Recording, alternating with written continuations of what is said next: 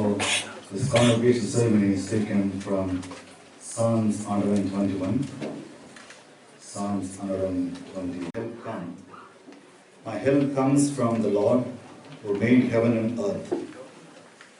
He will not let your foot be moved. He who keeps you will not slumber. He who keeps Israel will neither slumber nor sleep. The Lord is your keeper. The Lord is your shade at your right hand. The sun shall not strike you by day, nor the moon by night. The Lord will keep you from all evil. He will keep your life. The Lord will keep your going out, your coming in, from this time on and forevermore. Here ends the reading. Praise be to thee, O God. We are so much grateful for our bishop, who is the spiritual head of this great diocese, comprising of 8 revenue districts. Bishop Amma, Honorable Secretary of the Diocese, Honorable Treasurer of the Diocese, and the Principal of this institution, Mr. Arvind. We are really thankful for the teaching staffs, faculties, non-teaching staffs, supportive staffs, and administration of the institution. So far, we have blessed us with multiple ways. Particularly on this day, we are realizing your presence in our midst when our children are to be with you. O God, we pray your grace be filled with every one of us. We thank you for your compassion towards us, your presence with us, strengthen us, guide us, and lead us so that we can walk in the light. Bless us and continue to guide us in our faith journey with a clear and constructive vision. In the name of our Lord Jesus Christ, we make this prayer.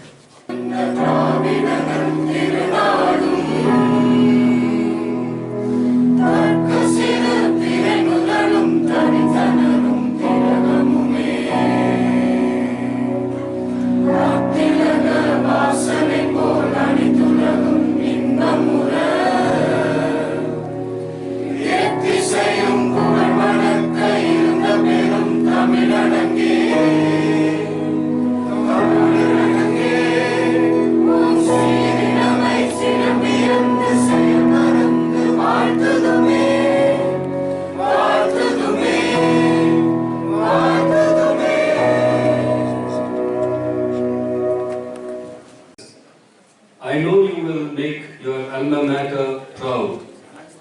Once again, I welcome each and everyone present here and wish you a great and memorable day ahead. Thank you.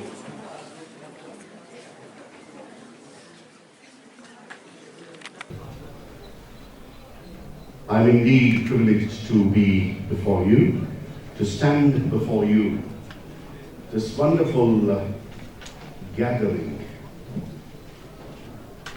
of academicians, spiritual people, members of the administration of the diocese, the heads of the departments of various faculties, and the lovely, colored, my dear students. I bring greetings from the Church of South India, Coimbatore Diocese. I also bring greetings from the Thoothukudi Nazareth Diocese.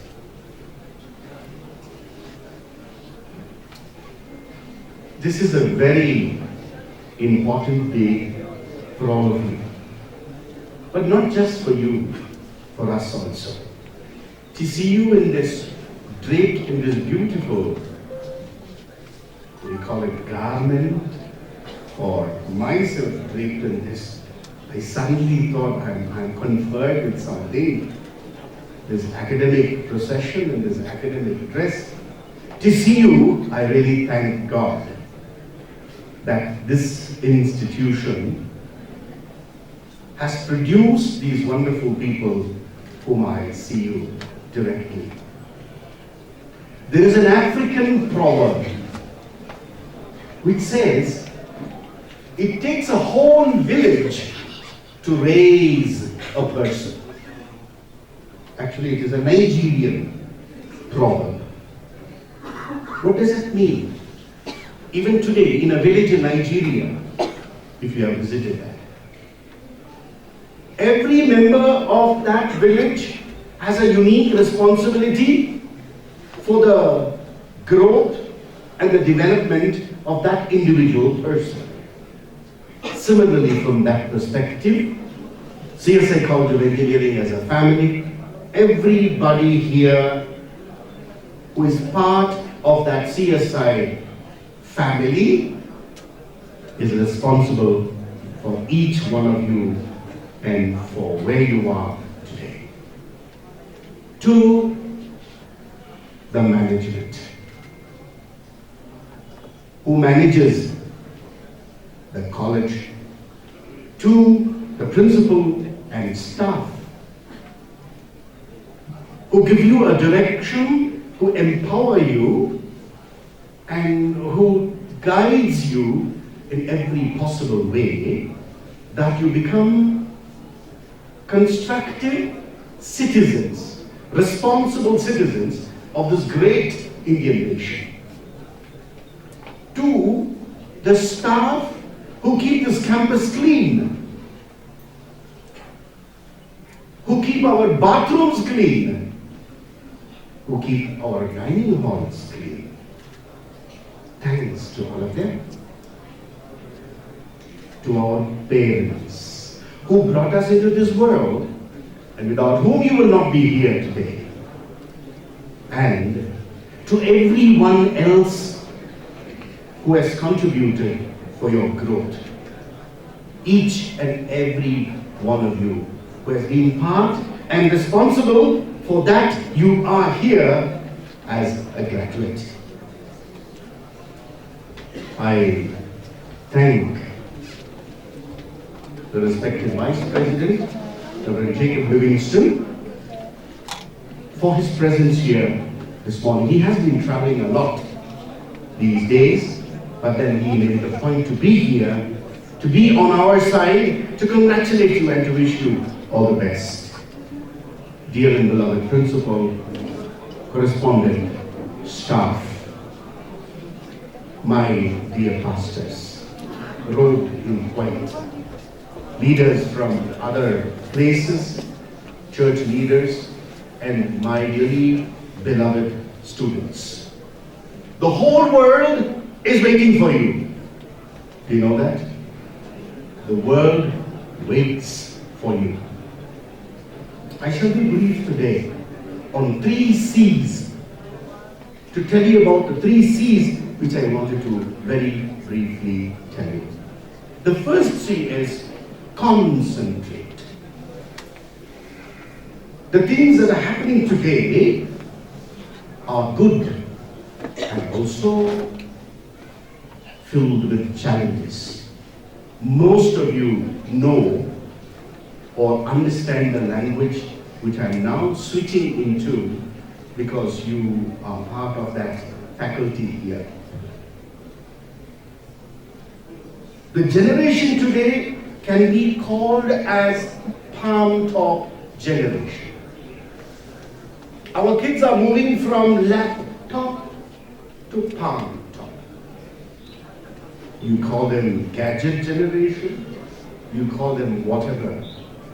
You call them digital generation or whatever. But this is something you need to concentrate. The present day thinkers, the present generation thinkers, all of you all of you, I think, are efficient to contribute for the growth and the development of this great Indian nation. I said the world invites you. Now I tell you, our nation invites you.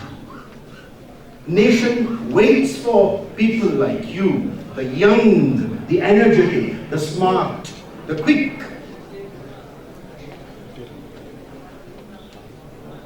The handsome, the pretty, every one of you. India welcomes you. You have the efficiency to contribute a lot, not just to Tamil Nadu, not just to South India, but to the whole world.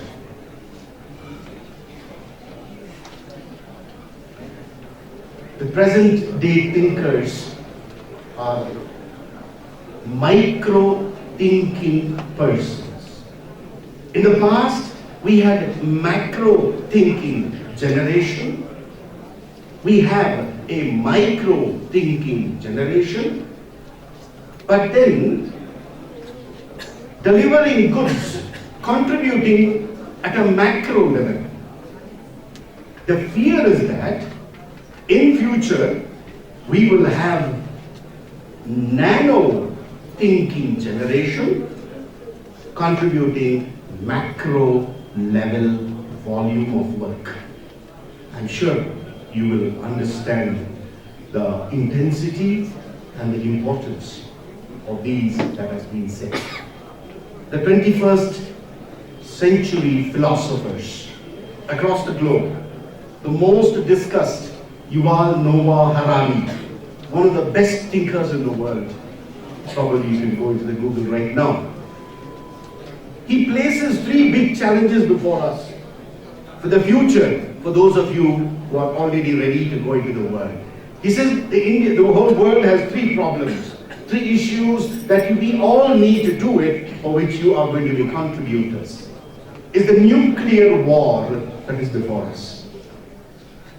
The second is ecological disruption. The third problem is technological destruction.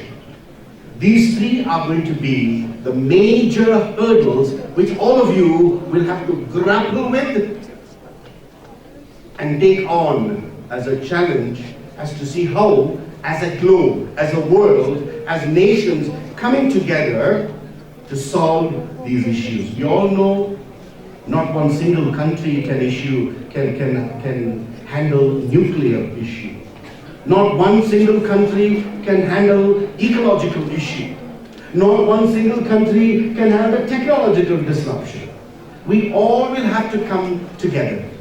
The 15th Lambeth Conference that recently concluded in University of Kent. The 11th Assembly of the World Council of Churches, probably you've all heard about that. They all talk about that we have to come together, concentrate on what has to be done to see how we could make the world a better place. Your parents, our parents are waiting for that. The parents have given us a world with little problems. You are going to give to your children with more problems if we don't wake up and contribute. Concentrate on the things that are happening today. Be it in the society, be it in the technological realm, be it in any part of our life. You are the best thinkers, and God has destined you for that. The second C is contribute. You are all going to be contributors. In which way you are going to contribute? What do you want to contribute? You want to contribute at all? I'm sure you have already contributed so much. But our world, our India needs people like you. There are huge, lofty challenges before us. In India, Tamil Nadu specific, India specific, you can enlist them. The country needs you, needs your constructive contribution. Constructive contribution for which this institution, the Church of South India, Coimbatore Diocese, the College of Engineering here in KT has empowered you to be one of the rich contributors. Contribute to the nature. You know, nature can live without human beings. Human beings cannot live without nature. Correct me if I'm wrong, experts. You just can't live without the nature. And that's why the whole world has taken up this issue of ecological concerns and you know, the Kyoto Protocol and so many of the world conferences has said they have to bring down the emissions by 2%, by 3%, electric cars, using public transport, riding a bicycle. In England and in Germany, I saw many people using bicycles. Because that's best for ecology. That's the way you contribute. Use public system, keep your car in the garage. Car sharing is something that we are thinking about. In India, we have already started about electric vehicles, electric buses. The government of India, our Prime Minister, has done this wonderful job. He's already starting to contribute about this.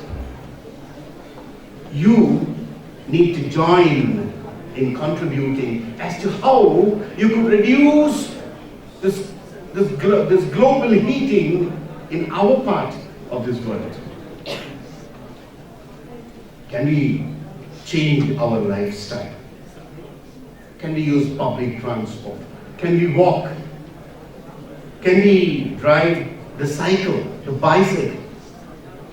These are certain things that we need to take. Plant trees. The ecological director is not here of our diocese. The Coimbatore Diocese, as in every area, plants trees wherever possible. The present green cover over India, when compared to in 1947, is less. Which means we have been cutting trees. All of us, we have to do it. But we also need to plant trees. An ecologically sustainable lifestyle. Why don't we contribute to an ecologically sustainable lifestyle?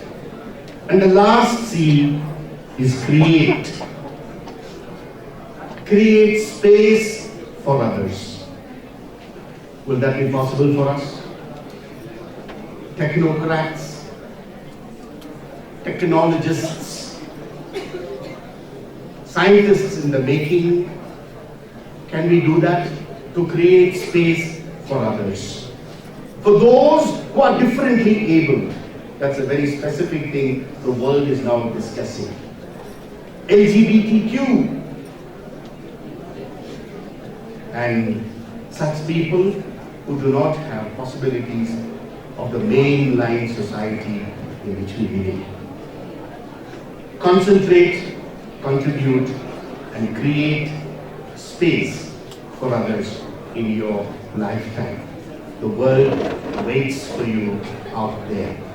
I congratulate all of you here for the way in which God has guided you with distinctions and so many laurels and applause that you're going to get today, bringing pride to your family, pride to your state, and pride to India, and pride to this college. Thank you very much. Congratulations, principal, staff, for the hard work you have done, for the molding you have done, for the way in which you have sought yourself to be an example. I would like to be like this person. I would like to follow the footsteps of this madam. You know, we have our own dreams. Let us be an example. You be an example. Go out into the world and create space. Contribute constructively. Day one. You see, you will make this world a best place to live in. For this, we all need to join hands. It's not one individual, it's not one group. Every one of us will have to do it. Coming together is the future of India. Coming together is the future of the world as one global space where the young, smart minds, we depend on you. India depends on you. Andhra Pradesh, Telangana, Karnataka, Kerala depends on you and people like you, because the history of the alumni says that there is 100% placement. That's what I was told. Across the globe, in 4 continents, mind you. Probably you know that. In the Americas, in Europe, in the Middle East, in Asia, and you are going to be also one of them to raise the flag of India high amongst your working situations. Come back to India and help the Indian people to make this place a better place. Thank you and God bless. I really thank God that this institution has produced these wonderful people. Every member of that village has a unique responsibility for the growth and the development of that individual person. Similarly, from that perspective, CSI College of Engineering as a family, everybody here who is part of that CSI family is responsible for each one of you and for where you are today. To the management, the principal and staff who give you a direction, who empower you, and who guides you in every possible way, that you become constructive citizens, responsible citizens of this great Indian nation. To the staff who keep this campus clean, who keep our bathrooms clean, who keep our dining halls clean. Thanks to all of them. To our parents who brought us into this world and without whom you will not be here today. And to everyone else who has contributed for your growth. Each and every one of you who has been part and responsible to declare graduation ceremony open.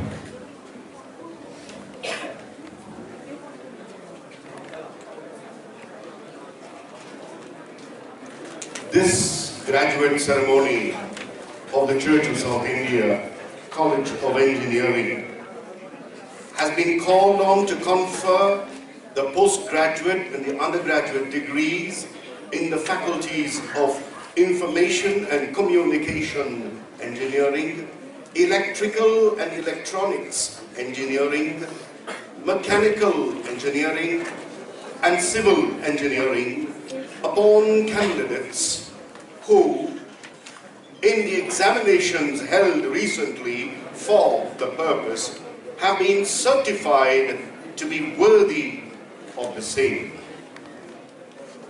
I invite the respected Bishop Chairman, Dr. Timothy Ravinda.